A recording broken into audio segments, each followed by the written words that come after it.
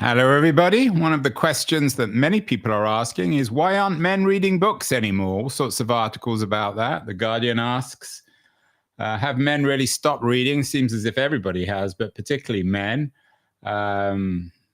Vox asks whether men's reading habits are a national crisis. There are so many national crises in the United States, and I'm not sure we want to add men's reading habits. Lots of pieces about why men should read. The Atlantic had a piece about why men should read fiction, the real reason men should read fiction. Maybe the headline should be the reason real men should read fiction, whatever a real man is.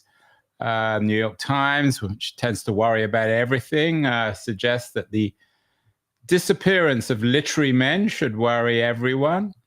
And the New York Times also asks in a letter, where have all the novel reading men gone? My theory, maybe half seriously, is men have stopped reading because too many books have titles like What is Wrong with Men by Jessa Crispin, a woman who came on the show. We had a very interesting conversation, but I thought to ask the question of whether it really is a national crisis, whether men really have stopped reading, we should ask our resident literary expert.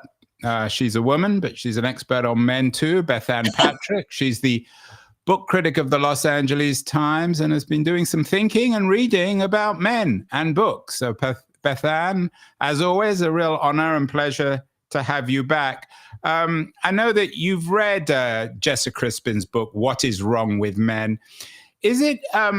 Is the title what the book is about, or is that slightly tongue-in-cheek? I think it's slightly tongue-in-cheek. Jessa is one of the smartest people I know in the book and literary world.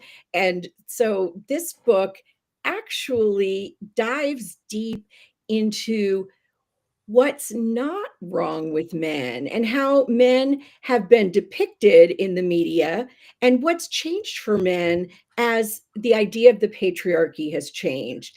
And what I love about this book, What is Wrong with Men, and she uses Michael Douglas as the sort of through line, which is both funny but stunningly accurate. Right, it's the Wall Street version of Michael Douglas. Exactly, the Gordon Gekko, but also the Fatal Attraction, Michael Douglas, the Michael Douglas who has shown us so many ways in which men can go off the rails and be really discombobulated by the world, if you will. That's what Crispin sees in Michael Douglas's 80s and 90s and early 2000 performances, that, you know, whether he's playing Defenn or Gecko or whomever, he's really angry, his characters. And so this is not a book about Douglas, Quad Douglas. This is a book about how the roles Michael Douglas has chosen show us that it isn't just women who are prone to what we used to call hysteria, that men have something called neurasthenia that also affects them. And basically, when a man is becoming untethered from culture and society, he can really act out. And here's what I love about Crispin's book, and we'll talk about this more, I'm sure, as we go on, Andrew, but she finally gets at the layer that isn't spoken about enough, which is that the problem is what the patriarchy used to be, which was based on a man's role and responsibilities, not that all men, you know, lived up to those, was taken away. She says it was replaced by something worse. And what she means by that is it was replaced by a system in which you just need to buy your way to the top. And of course, here we are in an era where we're seeing the one of the biggest symbols of the United States, the White House, covered in gold leaf. The Oval Office is being, you know, gilded up the yin yang. And she says, look, this is a problem because men, how can men who aren't in the dominant class, who aren't in the educated class, who aren't in the financially privileged class, find a place for themselves. And so in talking about social class and in talking about finances and people who don't have the same resources, she gets at something I think very important that some of the other books and articles and media have not. How much of this all, Bethanne, has to do with romance?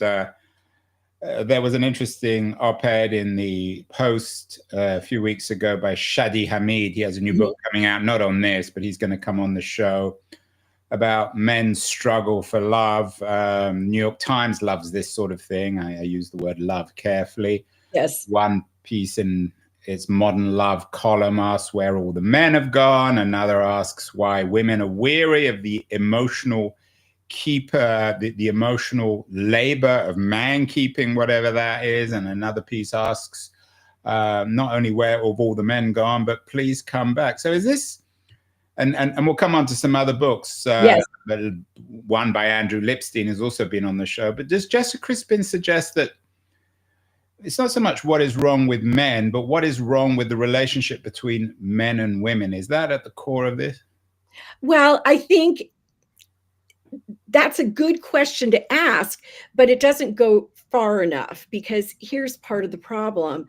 I was speaking with one of a grad student of mine recently. Male or female? Wait, actually, or both, or neither. Female, but LGBTQ identifying. And they were telling me that one of the problems publishing has is that it's just still gendering things, right? But the Gen Zs and the Generation Alpha that's coming, these are young people who really are not all that interested in whether someone is a woman or a man. They are getting queerer quicker. And as far as I'm concerned, that is great, because it means that they're thinking. It means that they're making choices. It means that they're saying, you know, this particular way of gendering something doesn't work for me. Hold on, wait. I've already found the title for this conversation, Getting Queerer Quicker. What does that mean? And are you suggesting that intelligence results in getting queerer quicker? In other words, if you're not intelligent, you don't? No. I mean, what I said, they're thinking. They are they're being intentional about the way they want to be seen in the world, the way they want to move in the world, the way they want to look at other people. They're not as interested in the binary of male versus female, man versus woman, as the boomers, Gen X, and even millennials are. And I thought, that is, where are the books for that category? Where are the books for people who don't think, oh, romances are for women, thrillers are for men? Yes, of course, we've seen change, in the past decades in those categories, but not enough change. And I thought this is quite interesting, because getting queerer quicker, you're going to use that. No, it's queerer quicker. It's GQQ. GQQ. It is about changing minds and values individually. People are making decisions for themselves. They're not saying, I have to be this. Although some critics might suggest that all this, certainly in generational terms, is basically just a new kind of orthodoxy. So in the old days, you got Michael Douglas, that right. Jessa Crispin writes about. These days, you have the anti-Michael Douglas. You have the orthodoxy, the conformity, to borrow some language from you, of getting queerer quicker. I don't think anyone is saying anyone has to be this or that. I think if there really is a GQQ going on, again, it's because people are being intentional about who they want to be in the world. And this is important to what we're talking about in the crisis of masculinity, because for so long, the patriarchy meant, how you can move through the world as a man. You put on your Hamburg hat, you go to the train station, you go to your job, you work all day, you come home maybe for dinner, or maybe you're going out for drinks, and then you get home when you want to. No one's going to expect dad to do anything dad doesn't want to do. He's going to do the gardening, and he's going to make the barbecue, isn't he? Yes. And watch the sports on television. Yes. I want to get to some of your other books in a second, sure. Bethanne, because you've picked some good ones. But one book you didn't pick, and I'm intrigued with this, not because of the book, but because of its narrative in the publishing industry, is Richard Reeves has made a name for himself, writing about the crisis of men and boys. And his best-selling book now, Of Boys and Men, Why the Modern Male is Struggling, Why It Matters, and What to Do About It, came out in 2022, has almost over 1,500 reviews, mostly positive on Amazon.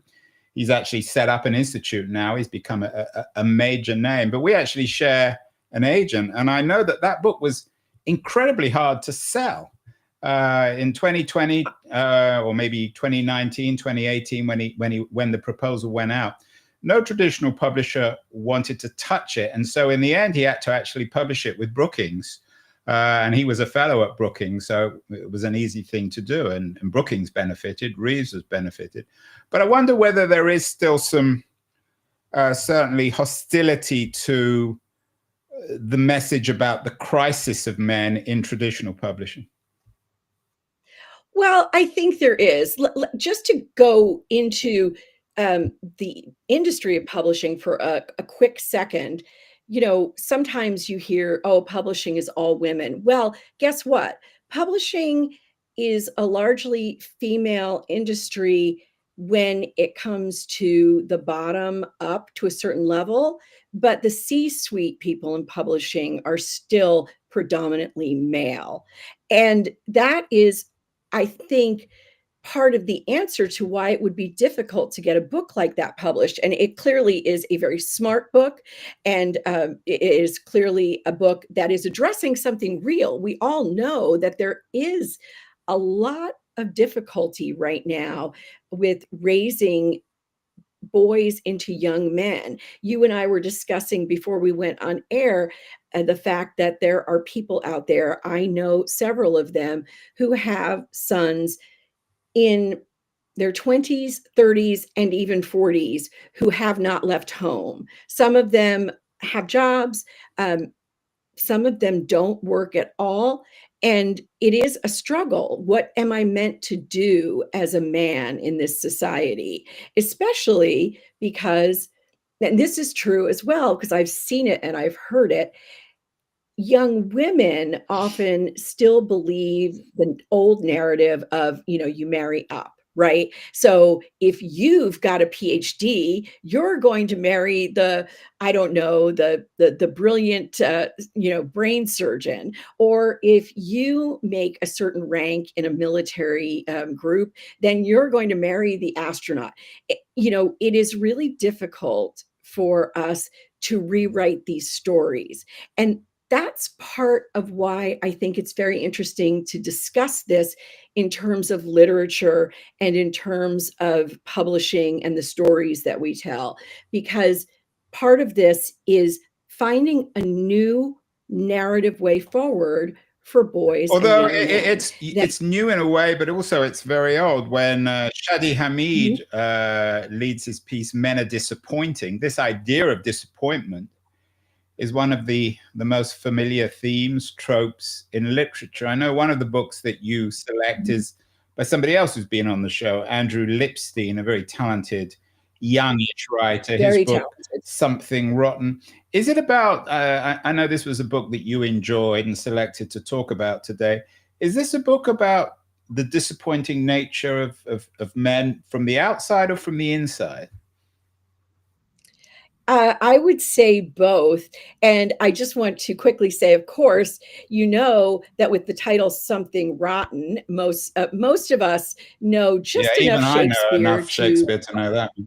rock onto that, right? Something is rotten in the state of Denmark. So that's a cheeky way of saying we've got a couple named Reuben and Celia, and Celia. I'm sorry that I'm forgetting that, but I'll look it up. I promise. Anyway, Reuben has been working for a public radio station, and he's done something in a Zoom meeting. No spoilers, okay? But it has kind of led to a public We've had humiliation. that one before. I And one even of the had the things, original guy on the show. What's the CNN guy's name? yeah, oh gosh, yes. Oh my gosh, I love that. Was so funny. But this is worse. Oh, This is worse. I didn't know it could And be worse than one of that the one. But anyway, go on.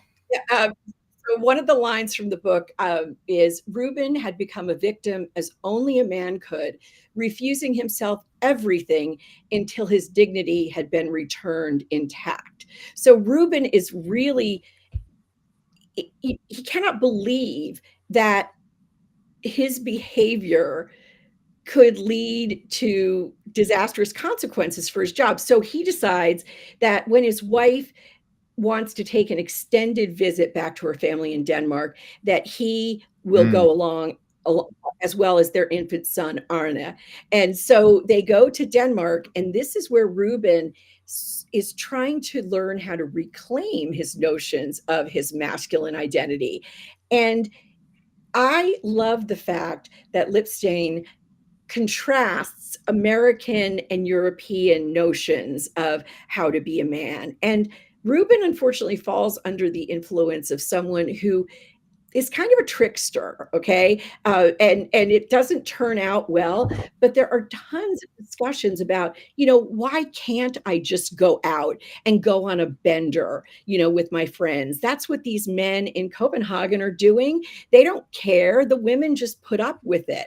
And meanwhile, you're getting chapters from the wife's perspective, and she's taking care of an old boyfriend who supposedly has a brain tumor. And so you're seeing her views as well. Supposedly, And that makes me again, suspicious. Lipstein's wife is Danish, and he's, of course, American. So there's probably a little bit of playful autobiography here.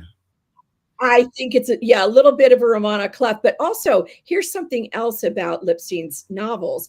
The Last Resort, The Vegan, and Something Rotten are all about young New York men who do something that, whether it's ethically or morally wrong, but they make a mistake and it threatens their foundations. And so, in a way, he's written this trilogy of men hoisting themselves on their own petard, if you will.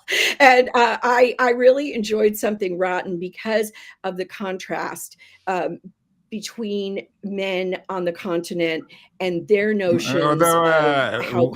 I'm not sure if you and I have discussed this, I'm always very, very suspicious, and I think I said this to Andrew when he came on the show. I'm always very suspicious of books or arguments or movies that suggest that we can learn anything from the Danes.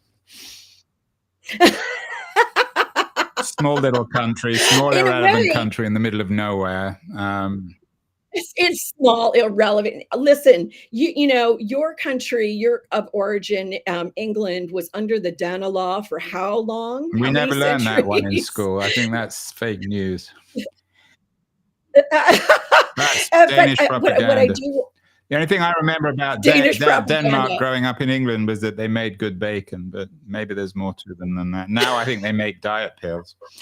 But yeah, the Lipstein book is, and Lipstein's a very good interview. I mean, he's an example. My sense is, I mean, I've had him on the show a couple of times. He's a highly confident, articulate young man, or not some youngish man from Brooklyn who knows how to talk the talk, walk the walk, but at the same time has maintained a degree of confidence, perhaps even sort of, if not cynicism, sexual confidence to manage his own life. But that's just my take on him. Maybe I'm wrong.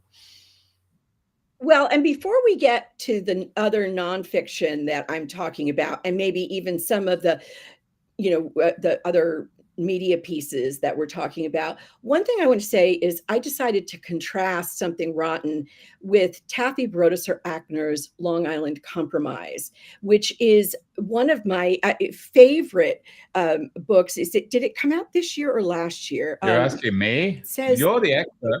yeah, it was a 2024 book. Her first one was Fleischman is in Trouble. That, of course, has been adapted. That sounds like a Philip Roth title. I know, it does sound like a Philip Roth title. And in a way, Brodesser-Akner is his female heir. She's writing about the world of Jewish people and families in the New York area. And of course, Long Island Compromise means, something that, there might be something a little hinky in there. And what happens in this book, which is a big, sprawling family saga, is that you open with a section. There's a brother in this family who is engaging in the craziest, it's I can't remember if it's a menage a trois or if there are more people involved. Do they really do that in Long Island, Bethanne? Yeah, no, he's in California. Yeah. We do that all the time out here.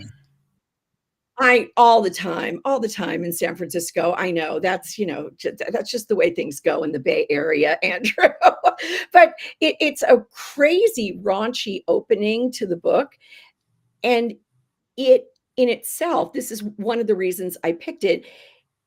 That is one reaction a man, a 40-something or 30-something man in this novel could have to the way masculinity is in the United States today.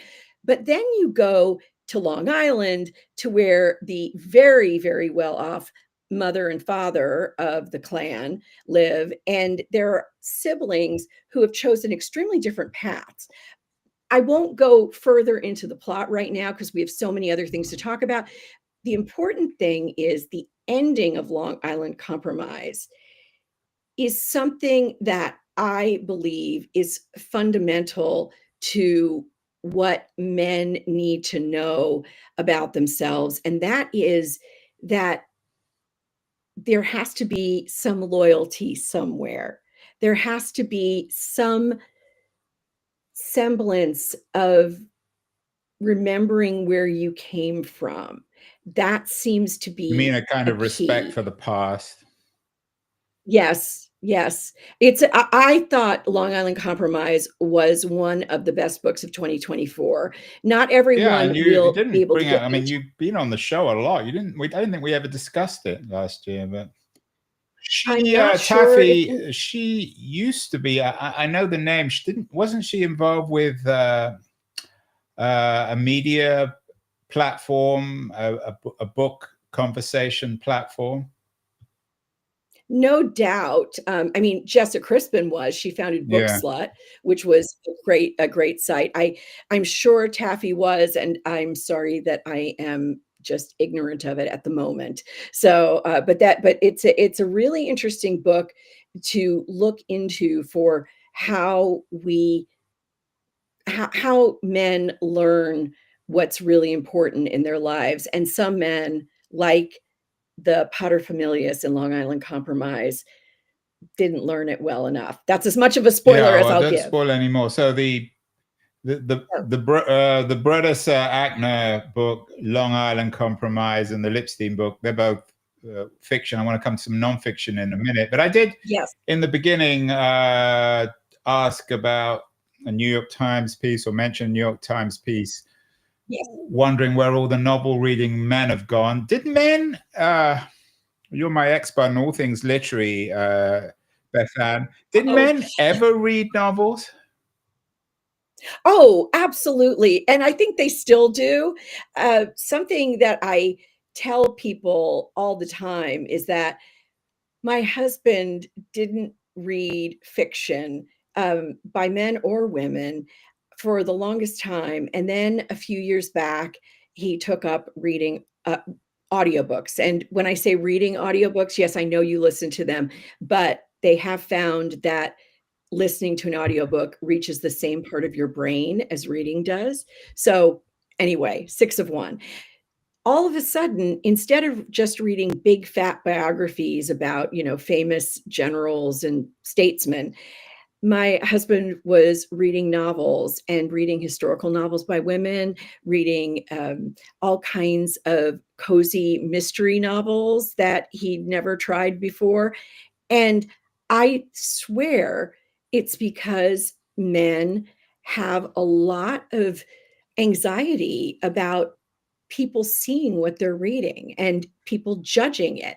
Men are so often judged on something being, feminine, or something being, we'll talk about this with one of the nonfiction books that I've selected as well. There is a lot of fatherly and,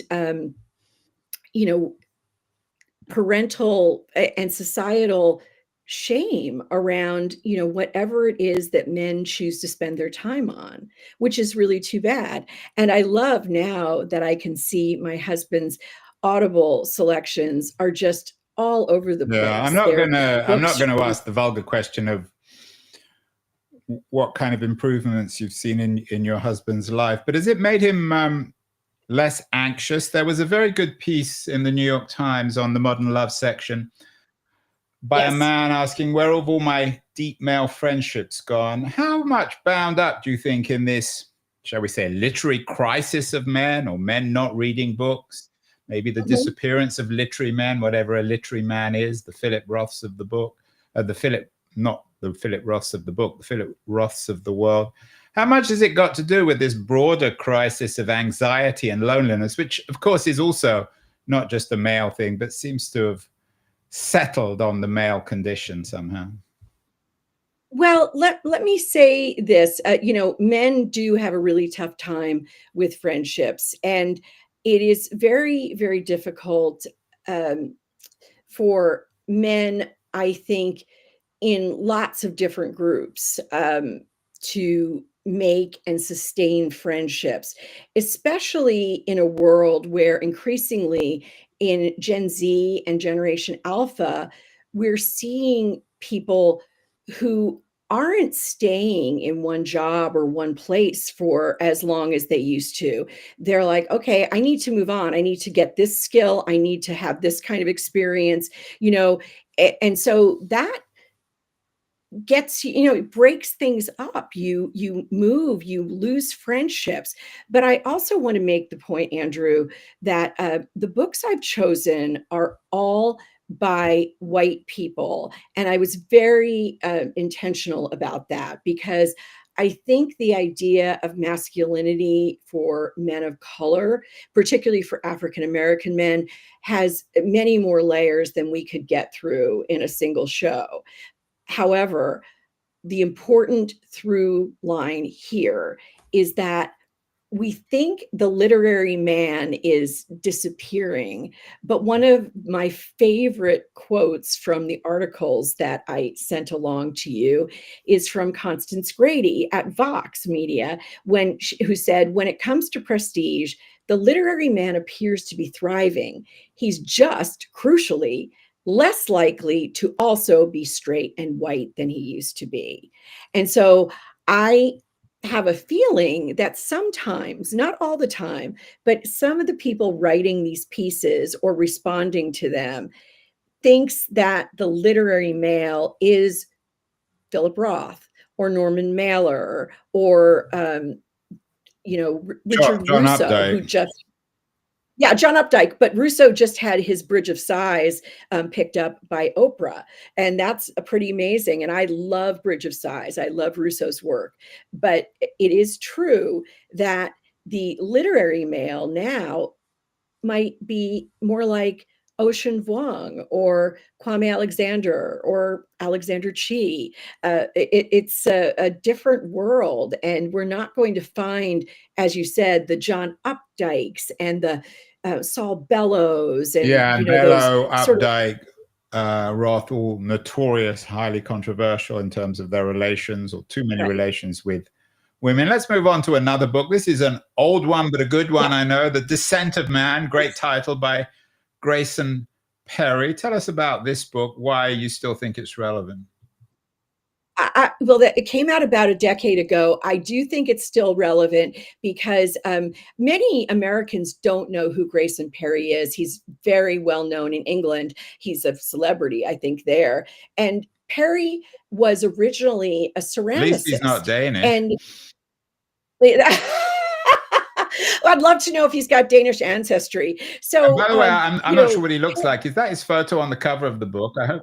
that's his photo. So here's the thing. Grayson Perry is wearing a suit and tie on the cover, or at least a jacket and tie. And his hair But is really Perry bizarre. It looks like he's wearing a mop or something. he always wears that little Dutch boy haircut, or a bob, if you will, because Perry has an alternate identity known as Claire.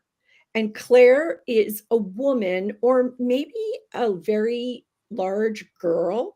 And Claire wears, circles of rouge on her cheeks and a lot of lipstick, and sometimes like little baby doll pajamas.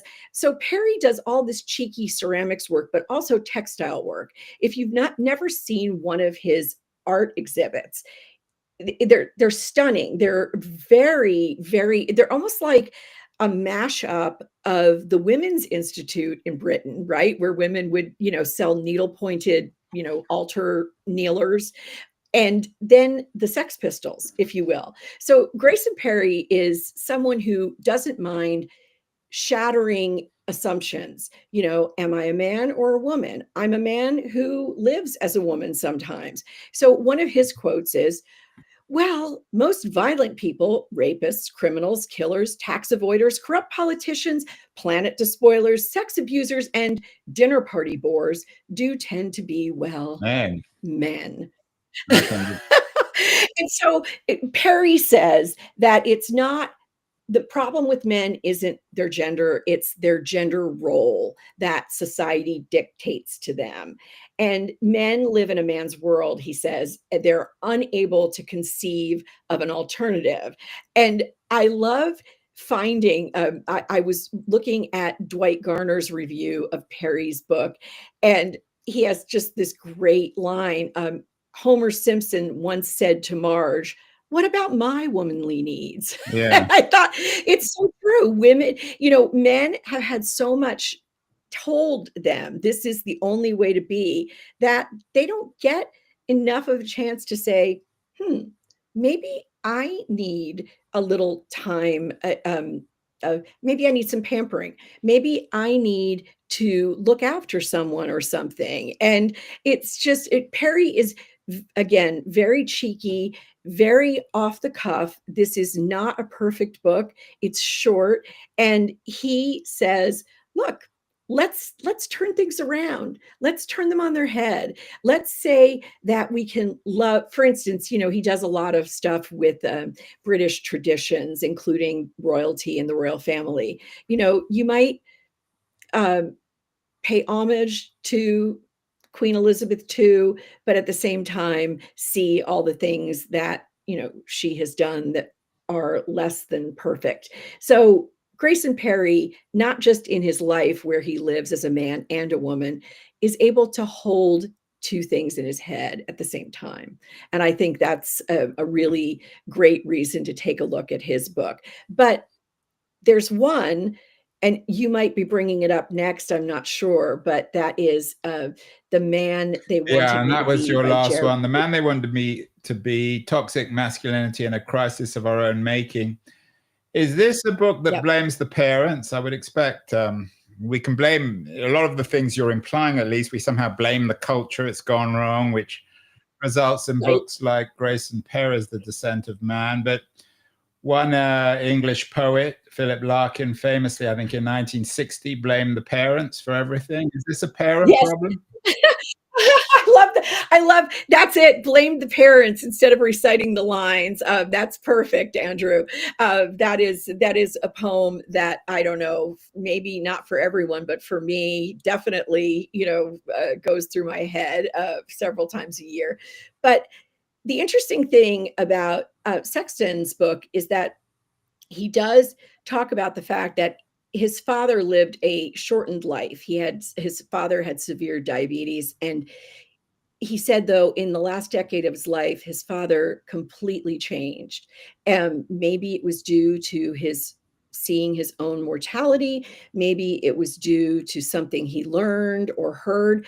But at first, as you intuited, Sexton is brought up in a dirt poor family in Indiana. His father worked at a factory. His father was the prototypical man who left at the crack of dawn, came home, ate dinner. No one was allowed to bother him. He had a hair trigger temper. There was, there weren't enough resources to go around, whether it was food or clothing. And Sexton talks about his other relatives and other people in the town. And he talks about how incredibly alienated he felt from what he was expected to participate in. The explicit conversations about sex, the obsession with, hunting and fishing and trapping, the idea that, men ruled the roost in the household and no one else really mattered. And he knew that early on. And he had a really tough time separating from that and reconciling who he was. And it's not Jared Yates Sexton coming out of the closet. It's Jared Yates Sexton saying, this is a social construct. This isn't about sexual identity or orientation. This is about, the gender roles that were put on the people in my world, in my community. And like Jessa Crispin, Sexton says, this is a class issue. And what do we do? What do we do when once upon a time, the Democratic Party stood for the working class, and now the Democratic Party, such as it is, stands for the educated class, increasingly affluent educated class. How do we teach young men? How do we teach boys and young men to live honorable lives when people above them don't consider what they do honorable? Although you haven't included one of these books, there are some conservative books in the J.D. Vance vein of things that suggest that the problem is that young men just need to learn to become traditional young men and learn to fish and hunt and fight and carry around guns, and that's what's going to make them happy, and that's healthy for society. Is there in your view, at least, a legitimate argument there? No, not at all. Because as I just said, Jared Yates Sexton was completely alienated by He may have been. what was I take that. I accept that, but not That all doesn't young mean men would have been. No, certainly. But that's the whole point. Some young men want to learn to hunt and fish. Some young men don't. And having the choice is what it's all about. And of course, that's what second and third wave feminism was about as well. And now, our feminism, I hope, has become much more intersectional. But for men, it's more difficult. They don't have the same kind of support. And what I mean by that, and I'll try to, gosh, this is tough stuff to untangle, right? Men have had the patriarchy and power to support them, but they don't have the community to support them. And that goes back to the crisis in male friendships that we talked about a few minutes ago. Men do not have the support systems that women and femmes and non-binary people have cultivated. And I'm really hoping that as we talk about this more openly, there is a crisis for men. That doesn't mean just because there is a crisis that we have to go back to the way things were for men. Well, finally, Bethanne, this is the classic male question, which I always end with. Pick one. You can have one of these books that will somehow capture the crisis or maybe absence of crisis of men in 2025. Which of the books would you suggest people would read? I would definitely say please read Long Island Compromise, because that is a book that is going to make you think about lots of different kinds of men.